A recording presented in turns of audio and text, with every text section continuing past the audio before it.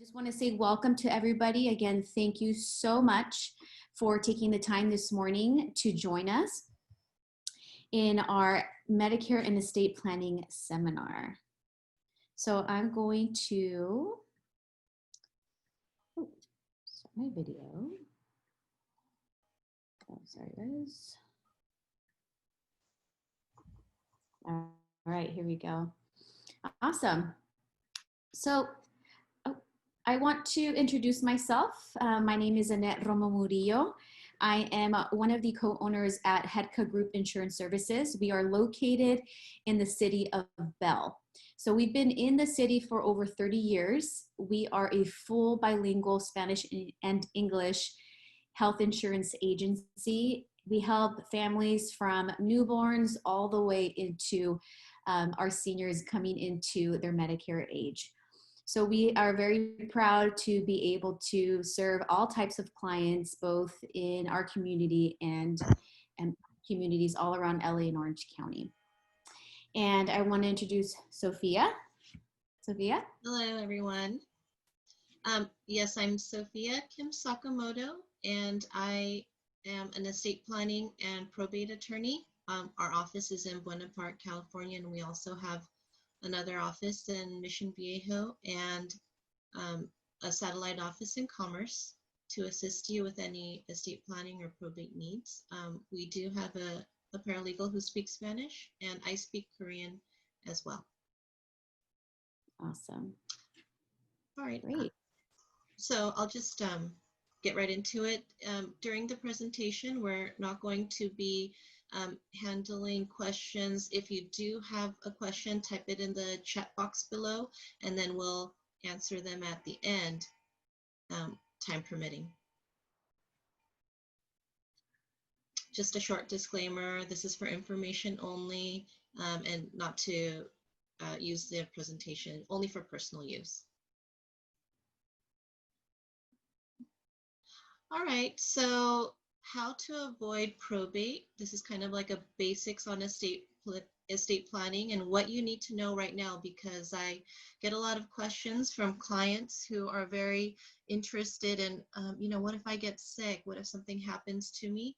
There is an urgency, especially with the situation, a lot of people getting sick, and maybe they have businesses and they're worried. So hopefully this presentation will give you the information that you need.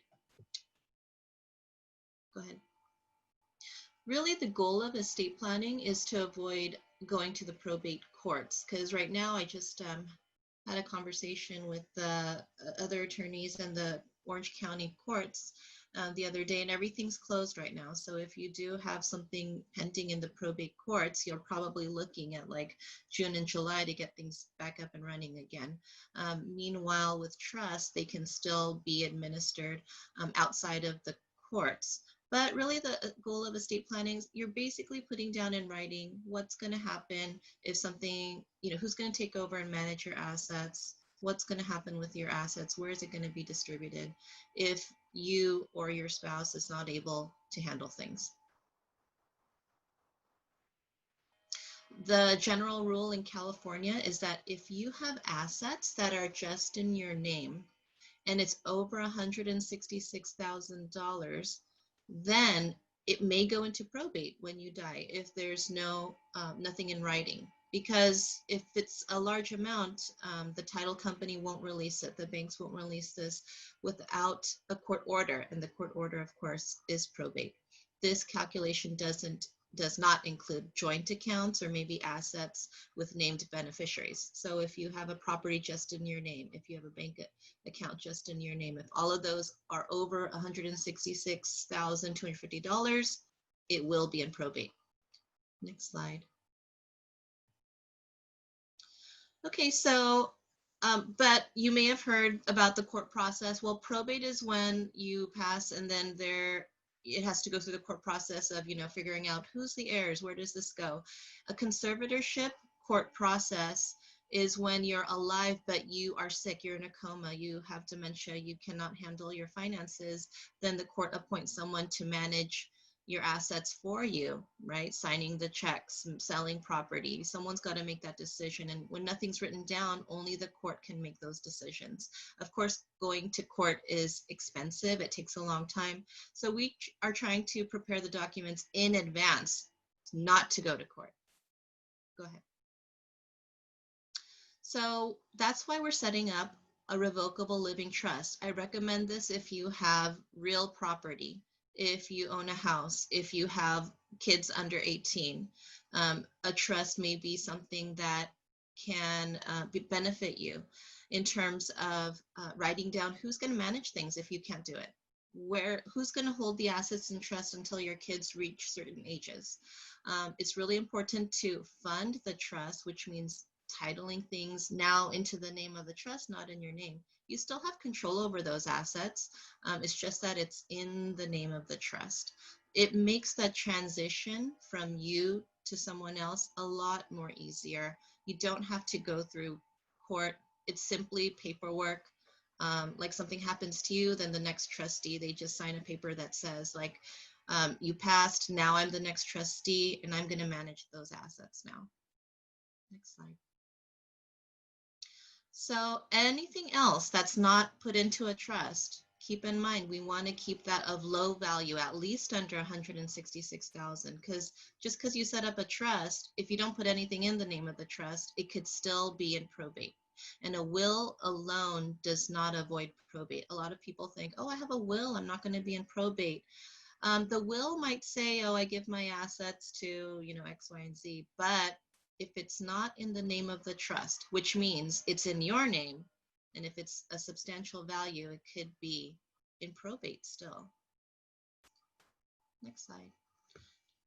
So the goal is to transfer most assets into the trust. The way that the trust and will work together, because I get that question a lot as well. People ask me, well, what's the difference between a trust and a will? If you have assets in a trust, whether you're incapacitated or you're not here anymore, the trustee takes care of whatever's in the trust. Anything outside still in your name, the will covers that. And in a special will that we do together with the trust, we say, I give all my assets not in the trust to my trust. It's a backup document, this type of will. It's called a pour-over will. And maybe you don't have anything outside of the trust, then it'll never get used. But if you did, like you forgot about this old bank account, you got an inheritance, you forgot to put it in the trust, at least this will catch it, put it in the trust, and now it's distributed the way the trust says. If you didn't have this will, then it just goes by the default laws of California. Next slide. So other documents to have in place, a financial power of attorney. I recommend this for anyone over 18 to have a will, at least, a power of attorney for finances and one for healthcare. You may have heard this term, power of attorney. Well, how is that used with the trust and a will? The will handles things outside of the trust, but a will is not effective when you're alive. That's where the power of attorney comes in, for when you're alive, but you can't handle your finances. Maybe you're sick, you're in a coma, you're at the hospital. Who's going to pay the mortgage bills? Who's paying the utilities? Who's signing those checks? What if your house needs to be sold? Somebody needs to have the authority to sign for you. That's what this financial power of attorney does. It gives someone else the authority to handle your assets. If you didn't have this in place already, and you're in it now, you're in the hospital, you might have to go through court, which is a conservatorship. But the trustee, the executor, attorney, they could all be the same person. They're just handling different assets. One, a trust asset over here, and then non-trust asset over here. Power of attorneys, though, they expire at death. Once you pass, the power of attorney is no longer valid. That's when the will takes over. Next slide. Advanced Healthcare Directive. This is also really important right now because if you're at the hospital, I've heard of people going on ventilators, being in a coma with the COVID-19 situation. Who's going to make a healthcare decision for you? Do you want to be kept alive if there's no hope for recovery? What if everyone in your family is arguing about what to do? If you already have an advanced healthcare directive in place, the person in the number one spot will have the final say. A long time ago, there was a case called the Terry Schiavo case where a lady was in a coma, and then mom was saying, keep keep her alive. And husband was like, no, she wanted to go naturally, and don't keep her alive with all those machines. Well, if you had an advanced healthcare directive, you would designate who's going to make that decision. It avoids fights. We also provide what's called a HIPAA authorization. Especially what it is the hospitals are so strict about releasing information, that if you do an authorization in advance, the doctors can talk to your agents. Really important if you are single, maybe you don't have a spouse or children. Who's going to make a decision for you? Who can they talk with? In California, there's no such thing as a common law marriage. And so if you have a long-term boyfriend or girlfriend, maybe give them this authority so they can act for you. And of course, a living will. Some people are very strong belief that if something happens to me and there's no hope for recovery, I want to go naturally. I don't want all those machines to keep me alive. So that's what the living will is. And if you sign that, your agent will know, okay, this is what she would have wanted. It really alleviates any kind of burden or guilt if they have to make a tough choice like that. Next document. Okay, so issues and not planning. If you don't plan ahead, obviously your wishes are not in writing. Who's going to inherit your property? Spouse, your children? Who's going to manage? What if your child is 18? Can they handle getting everything? What if you have minor children? It might be in a guardianship because they can't receive money until they're over 18. What if you want one child to have something and not the other? What if you have separate property? Who can access the bank accounts? All of these questions, if those documents are not there to answer them, the court will have to answer them. And so you can see why getting your documents in place and having them be correct and proper to ask your wishes is really important, especially at this time, but really anyone who owns real property, because that's a significant asset. Anyone who has minor children, you do want to name their guardians. And of course, anyone over 18, really good to have that document in place. All right, next document. All right, so that concludes my estate planning. Very basic presentation. If you do have any specific questions, please let me know or type it in the chat box. And now I'm going to throw it over to Annette, and she'll be discussing Medicare options. Thank you so much, Sophia. Hello, everybody. Once again, my name is Annette Romo Murillo, and I am a co-owner of Hedka Group Insurance Services. And today we're going to be talking about just the basics of Medicare options. So what is Medicare? So Medicare is federal health insurance for those who are 65 and over. And it could be for those who are under 65 who are disabled or have ESRD and have been receiving Social Security for at least 24 months. You do have to be a US citizen or a legal resident, and you have to live here in the United States for at least 5 consecutive years. So let's say you already received your Medicare card or you are about to turn 65. So you're thinking, okay, I know I'm supposed to do this thing where I'm supposed to apply, but when do I apply? The initial enrollment period is 7 months. So it's going to be 3 months before your 65th birthday, your month of, and 3 months after. Now, if you pass this initial enrollment period, then you are going to be subject to a penalty. Now, there are different ways to avoid the penalty. For example, if you're still employed and you have coverage through your employer, then you're not subject to the penalty because you already have coverage. So this is if you have covered California or you're not insured or you have a private plan with your family and you're turning 65, this is where you have to come into this initial enrollment period to avoid any penalties. So now that you have this card, you went to Social Security or you called Medicare or you went to socialsecurity.gov and you applied for your Part A and your Part B, which is your original Medicare. You received the card. What next? What are my options? Is this it? Well, you have some options here. So it's important to understand the 4 different parts of Medicare. So Part A and Part B are what's called original Medicare. It's that red, white, and blue card. And Part A covers hospital. It does have deductibles and it does have co-insurance. Now, a deductible is the amount that you have to pay up to before your insurance kicks in. Co-insurance is a percentage that you have to pay out of pocket. in order for your insurance to cover you. Part B is doctor and medical coverage. Also has a deductible. It has a premium, which means it has a monthly amount that you have to continue to pay. And it is subject to a late enrollment period if you are out of that 7-month initial. Your Part C plan and your Part D, those are offered by private insurance companies, and those are where you decide which is going to be best for you. So your original Medicare, the red, white, and blue card. So we talked about Part A that covers hospital and your Part B that covers medical. Now, many people may say, well, I think that's enough. You know, I'm really healthy. I don't really go to the doctor. You know, I don't really go to the hospital. But for example, the situation that we're in now with COVID-19, you may have an emergency and you go into the hospital for an indefinite amount of time. With original Medicare, this only covers 80% of coverage, and you're responsible for 20%. And there's no max out of pocket.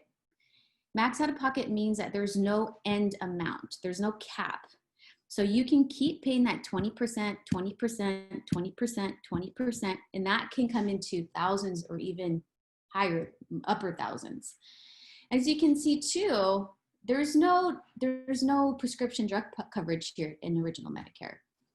So now you're thinking, okay, well, what if I do want to max out of pocket? And what if I do want prescription drugs? What do I do? So now you come into your options here. So your Medicare supplement plan works with your original Medicare, and you get to purchase a plan where now you have a max out of pocket, and now you have additional benefits. Now you're able to have a plan where you're like, okay, I know where I can go. You know, many hospitals that I want to go to don't work with any HMO plans. So this is where the Medicare supplement can come into play. But you also have to purchase a prescription drug plan. So this is for clients who have had a hospital, a doctor, a specialist who they had for years, or perhaps they are in chemotherapy, or maybe they have a chronic condition that they simply don't want to leave that care. So the original Medicare and purchasing a Medicare supplement and a Part D plan, which is also called PDP, prescription drug plan, this could be an option. Now you still have to pay your Part B. How much is Part B? Well, it depends on the year. This year it's $145 a month. You do have to continue to pay that. So if you already have received, or if you're already receiving your Social Security benefits, then this will automatically be taken out of your Social Security check. If you're, let's say you're still working, but you decided to get into Medicare, then Medicare will send you a bill for 3 months in advance. So you'll get that bill for $400 and something every quarter that you have to continue to pay. Your Medicare supplement, depending on the insurance plan that you choose, can vary from low hundreds to a little bit higher than maybe $200 or $300. It depends on your age. And if it's your first time, you're not subject to underwriting. But if, let's say, you decide to choose a Medicare supplement plan in your 70s, then you may be subject to underwriting. And next option would be your Medicare Advantage plan, also called a Part C. So a lot of clients call our office who are already in a Medicare Advantage plan, and they tell us, you know what, I've been hearing a lot on the radio or on TV that I need to get a Part C because it's more complete. It has additional options and benefits. And, you know, I explained to them that the Medicare Advantage plan that they're in is a Part C. What Part C means is that it combines your Part A, which is your hospital coverage, your Part B, which is your doctor coverage, and your Part D, which is your medication coverage, into one single plan. These plans can be HMO or PPOs. And the major difference between an HMO and a PPO plan is that an HMO has a narrow network. What does that mean? It means that you have to choose a primary care doctor. You have to choose that one doctor that you have to go see in order for you to see a specialist. PPO plans don't work like that. You can go directly to your specialist. Now, in the Medicare Advantage plans here in LA and Orange County, we are fortunate that we have a very competitive market where there's a lot of HMO plans that are offered at $0 a month. The PPO plans, they do have a monthly premium. There is one available in LA County and two available in Orange County. If you want to know the premiums, please let me know, and I can definitely let you know the premiums amount. Now, if you want to go with this option, this is definitely the most affordable option. So if you are, thinking about retirement and you're thinking about how you can maximize your current monthly income, this may be a good option for you. It's even better if we know who your doctors are, your specialists, your medications, and the hospitals that you desire to continue to go to in order for us to see if a Medicare Advantage plan would be the best for you. Great thing about Medicare Advantage plans, there's no underwriting. So it doesn't matter if you have a chronic condition, if you have cancer, if you have diabetes, heart issues, etc. There's a lot of plans that do cater to certain chronic conditions. Another great thing about Medicare Advantage plans, there's low or no co-pays. And it does offer maximum out of pocket and offers additional benefits, just like your Medicare supplement plans, like we learned in the slide before. What are these additional benefits? Depends on the plan, but they could be benefits like free gym membership pass. There's items that you can get an allowance for glasses, for dental work, for items over the counter at CVS and Walmart. So different items, just depends on the health plan. So a lot of clients ask me, okay, this is great information, but what's going to be my best option? So that's the benefit of working with a licensed independent agent, is that we really help you identify what's the best option based on your needs. So we don't work for one single health plan where we say, yeah, this is going to be the best plan for you because, I have to hit a sales quota. That's not the case with us. So because we're independent, we really look and research which is going to be the most affordable option for you based on your medications, based on the doctors that you need in your network, based on the specialist, based on the hospital. Then we'll make the professional recommendation after we have a full consultation with you. So all of our consultations are at no cost. And I know a lot of clients say, well, how do you eat? Well, yes, we do get compensated, but the insurance company compensates us. They're all the same, so that's why we don't have a preference. So technically, we work for the client. So our main priority is for our client to be happy, our client to feel comfortable with their decision. And what our main job is to help our client navigate through this, what can seem an overwhelming process. So let's meet. So you can make an appointment to enroll on time. Again, you have your initial enrollment period for 7 months. It's 3 months before you turn 65, the month of, and 3 months after. Now, let's say if you're over 65 or somebody who's over 65 and they're still working, but they're thinking about retiring and leaving their employer health plan, and they're thinking about Medicare, that's also a really great time to meet with me, because then I'm able to help them navigate through that process, how to do that to avoid that penalty. Again, my name is Annette Romo Murillo. I am co-owner of Hedka Group Insurance Services in the city of Bell.